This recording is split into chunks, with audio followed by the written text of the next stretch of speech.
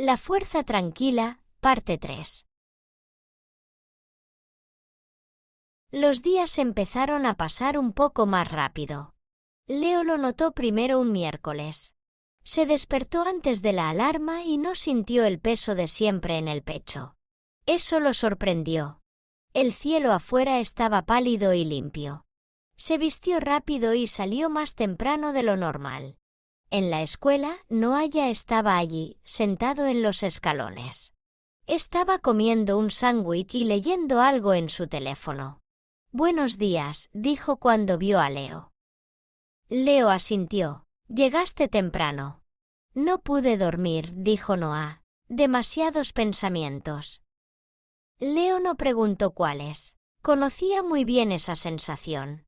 Entraron juntos, sin hablar mucho. Se sentía fácil, sin presión por llenar el silencio. En clase, Noah volvió a garabatear en los márgenes de su cuaderno. Cohetes pequeños, nubes, símbolos extraños. Leo los miraba de reojo. En el recreo, Noah giró la hoja hacia él. «Se ve tonto, ¿no?», dijo. Leo negó con la cabeza. «No, se ve libre». Noah se rió bajito. «¿Libre, eh? Me quedo con eso». Los dos sonrieron un poco. En el almuerzo se sentaron juntos otra vez. Esta vez Noah habló más, de su antiguo pueblo, su perro, una casita en un árbol. Leo escuchó con atención. Era raro interesarse por las historias de otra persona. Pero su pecho se sentía tibio, de una manera tranquila. Cuando Noah le preguntó por él, Leo dudó. «No hay mucho que contar», dijo. «Siempre hay algo», respondió Noah. Leo bajó la mirada. «A mí solo me gustan las cosas tranquilas». «¿Cómo qué?» «La lluvia, libros viejos, caminatas largas». Noah asintió. «Sí, lo tranquilo no significa aburrido». Por un segundo, Leo olvidó esconder su sonrisa. Le duró hasta que sonó el timbre.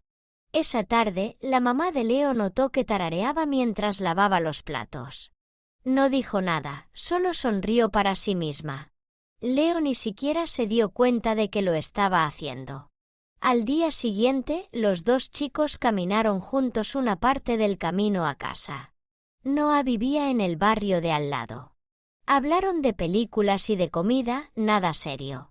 Pero se sentía bien. Cuando llegaron al parque, Noah se detuvo. «¿Siempre caminas solo?» Leo asintió. «Sí. No tienes por qué».